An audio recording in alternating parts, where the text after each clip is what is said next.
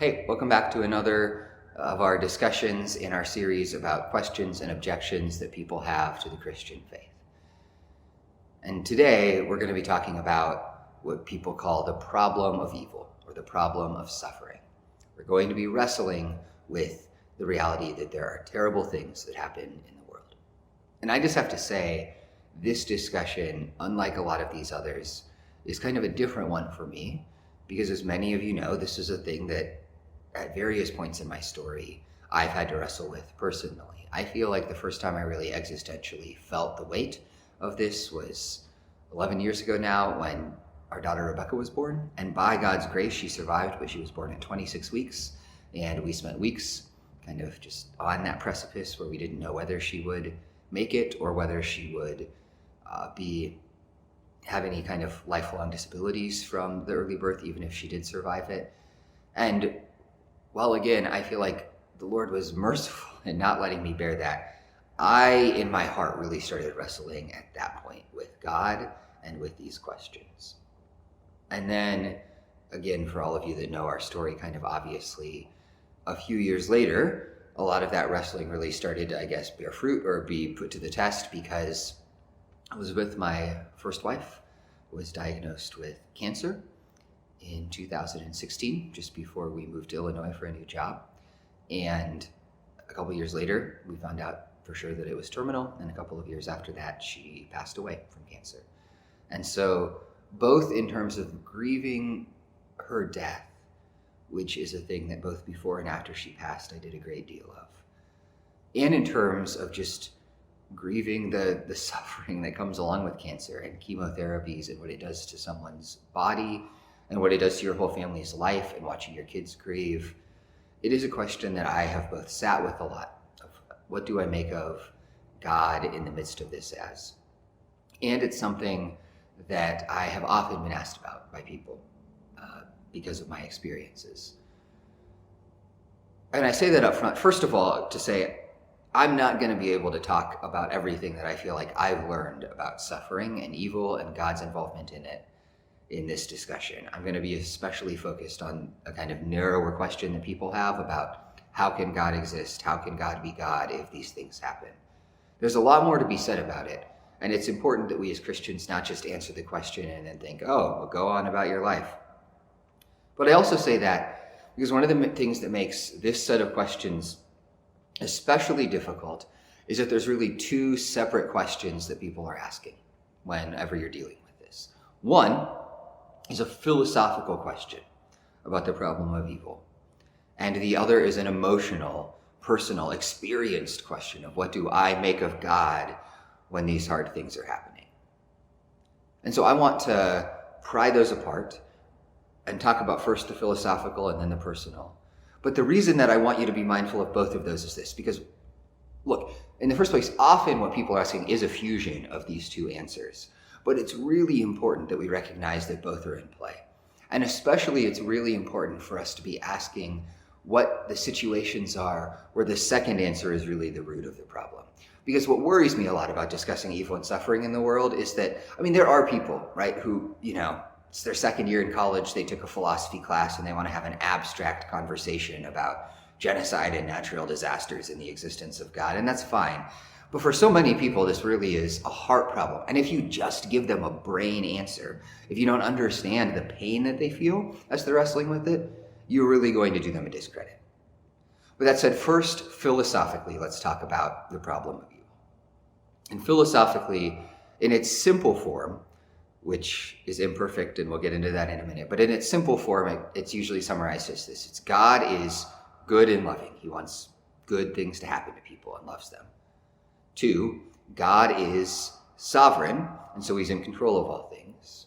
And 3, that evil exists, and if God was good, he wouldn't allow evil to exist, and if he was sovereign, he could stop it. And so therefore, they would conclude God does not exist.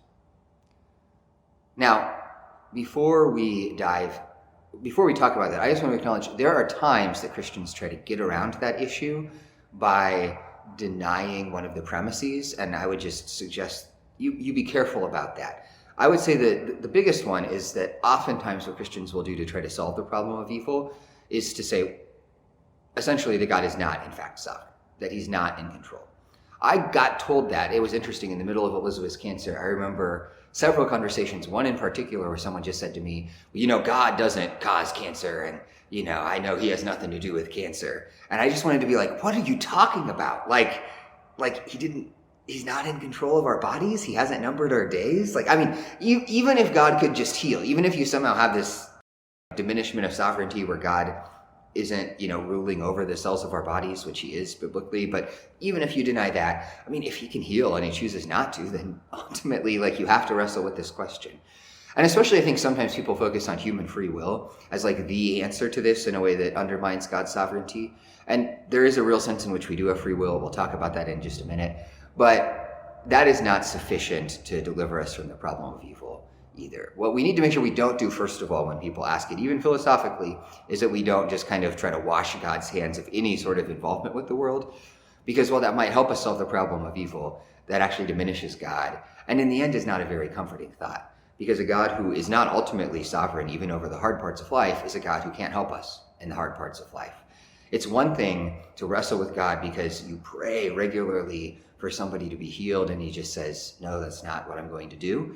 But it is quite another thing to pray for someone to be healed and to hear God say, well, whoops, didn't see that coming, can't do anything about that. That's not comfort. But that said, here's the problem with it. It really lies in that simple statement with the premise that if God is good, he would not allow evil in the world. The problem with that is that there are some sorts of evil, philosophically, that we could argue, well, no, a good God may well allow those things. Some of those are evils that do result from human free choices and the fact that we have agency and can affect the world.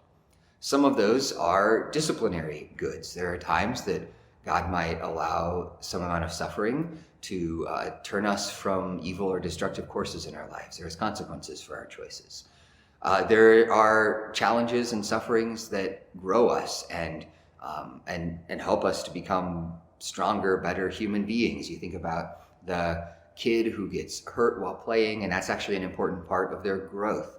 There are some evils or some sorts of suffering that could be involved in working some sort of greater good on the stage of the world as a whole. And you could kind of multiply the list. And here's the thing, because this is really important for me to say, none of those reasons are a way of saying, in this case, this is why God did it. Never do that. That is actually incredibly presumptuous for humans to say, oh, well, here's why God must have allowed that. But all of those reasons are real possibilities for some amount of suffering in the world. Because of that, most philosophers don't use that kind of simple framing of the question anymore, because it's really impossible to say. Instead, what they would say we're really asking, and I think this is closer to what people are really asking, is not how could there be any evil and suffering in the world and still have God be good and sovereign. What they're asking is, why is there so much of it? There's a lot that's broken in our world. And they might say, look, I get that that there might be some discipline and human freedom and that stuff, but surely God could have made a world where there was less suffering and less hardship than this one. That is a real and honest struggle, I think, for people.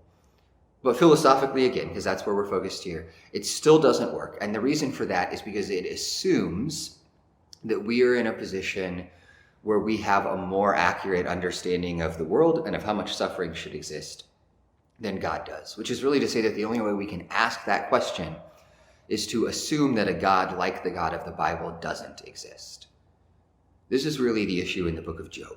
If you read the book of Job, Job is suffering unjustly, and he wrestles with why he's suffering unjustly. And his friends try to give him these pat answers, and Job is like, no, it's not true. Your simple kind of explanations aren't correct. But he still says, I wish I could talk to God and have God explain himself to me. And finally, in chapter 38, God shows up to Job, and he doesn't answer his questions. Instead, God simply asks Job a series of questions. Were you there when I created the stars, when I formed the great sea creatures? Do you send rain on the earth and feed the lions in their mountain dens? He essentially asks, are you a human being like me and so able to counsel me? Which is to say, God is stressing the fact that all of us are in this position where ultimately, if what we're wrestling with is that question about the amount of suffering in the world, we might still feel like it's not right. but it's not really an argument against the existence of God. The way C.S. Lewis would put it is just that he says you can't put God in the dock, meaning the dock is where you would have a witness stand in a trial, the person that's being accused stand in the trial, and then you'd ask them questions. That by definition, you can't put God in a place where you can kind of interrogate him and then pass judgment on him, because any being you could do that with has to be your equal or lesser. And so because of that, there has to be a point ultimately, philosophically, where we say, it's possible, you're not disproving the existence of God, but there's a lot that neither of us know.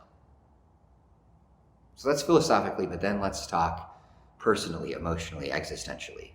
Because there, I think the answer is really different. It's not that Christianity can make hard things not hard. And that's so important to understand about personal experiences of tragedy and evil and suffering. Trying to make those people feel okay about what's happened to them is actually getting them to disagree with God. Because God doesn't approve of those things. He's ultimately working to undo them, as we're going to talk about in a minute. But what Christianity does offer is a set of resources that transform how we relate to suffering. A set of resources, because all of us are going to face suffering in our life, that no other worldview offers. And let me just name two of those, which are Jesus' cross and Jesus' resurrection. First of all, the cross is a huge resource for people who are suffering, because it means that the God that we as Christians worship is beside us in our suffering and has gone through it ahead of us. The prophet Isaiah, describing God's coming Messiah, describes him like this. He says, "He was despised and rejected by men, a man of sorrows and acquainted with grief. And as one from whom men hide their faces, he was despised, and we esteemed him not. Surely he has borne our griefs and carried our sorrows. Yet we esteemed him stricken, smitten by God, and afflicted. But he was pierced for our transgressions. He was crushed for our iniquities. Upon him was the chastisement that brought us peace, and with his wounds we are healed." Again, Isaiah is describing God's Savior, Jesus, God himself, coming into history and experiencing the same griefs and sufferings that you and I experience. That means two things when we suffer. The first is that it means that I can't answer all your questions about why is God doing this to me. But what I can tell you is that I know what the answer can't be. And it can't be that God is unconcerned. It can't be that he's just sitting in heaven on his throne, uncaring as you weep and are in pain. Because God himself got off that throne and willingly experienced the same sorts of suffering that you experienced. And that he did that precisely because he agrees with you that this world is broken and needs to be healed. That validates the pain that we feel. And that means that we can come to God and walk in relationship with God as a Lord who understands us and knows our weakness. And then the second hope that Christianity gives is that of the resurrection, which is to say that our suffering does not have the final word. One of the things that gets missed sometimes in the discussion about suffering and evil is that it doesn't recognize the narrative form of history. It assumes that the world is sort of one continuous state and that God made a world with suffering and evil, and that it is his will for suffering and evil to continue into eternity. I mean, people don't come out and say that, but that's kind of our instinct, is that we ought to justify God's will only based on this moment, as if this moment were all of time. Now, of course, in the Christian story, ultimately suffering and evil come into the world because of Adam and Eve's rebellion.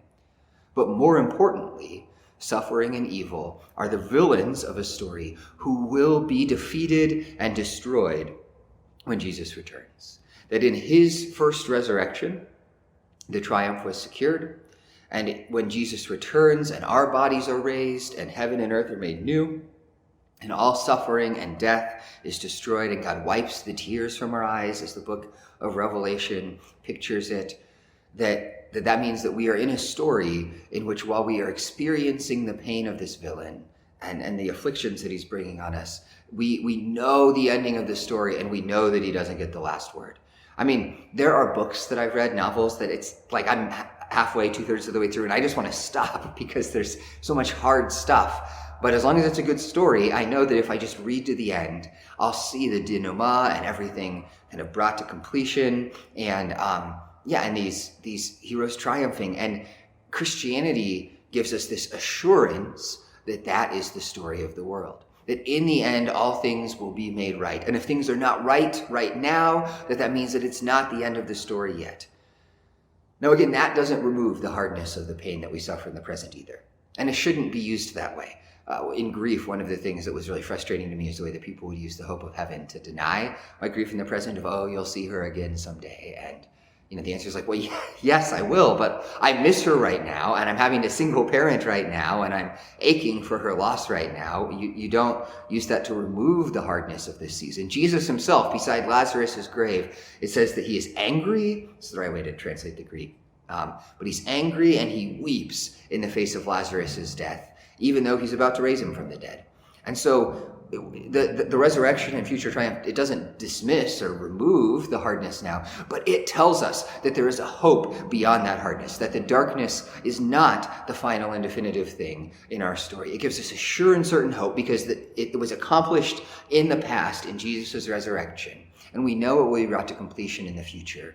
And that is a resource, honestly, like no other, that makes it possible for us to endure and even flourish when we experience suffering and evil in the world. Because we know that Jesus has triumphed over it and that our hope is in him.